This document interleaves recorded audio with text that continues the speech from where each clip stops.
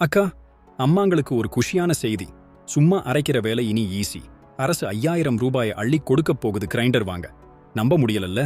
நிலைமை என்னன்னா, நம்ம தமிழக அரசு பெண்களின் வாழ்வாதாரத்தை உயர்த்த புதுசா ஒரு திட்டம் கொண்டு வந்திருக்கு. வறுமை கோட்டுக்கு கீழே இருக்கிற பெண்கள், முக்கியமா கணவனால் கைவிடப்பட்டோர், கைம்பெண்கள் இவங்களுக்கெல்லாம் உதவத்தான் இந்த திட்டம்.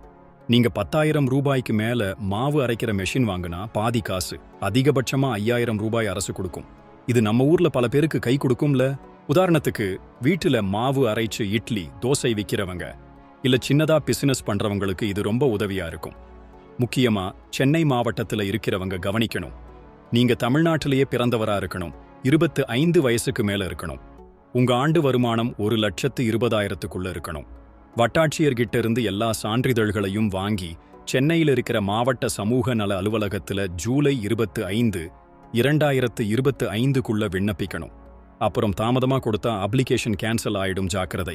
இந்த திட்டம் கண்டிப்பா பல பெண்களோட பொருளாதார நிலையை உயர்த்தும். பெண்கள் முன்னேறினா குடும்பம் முன்னேறும், நம்ம சமுதாயமும் முன்னேறும். இந்த வாய்ப்பை மிஸ் பண்ணாதீங்க. உங்களுக்கு தெரிஞ்ச தகுதியானவங்களுக்கும் இந்த செய்தியை உடனே ஷேர் பண்ணுங்க. உங்க கருத்து என்ன? இந்த திட்டம் உங்களுக்கு பயனுள்ளதா இருக்கா? கமெண்ட்ல சொல்லுங்க.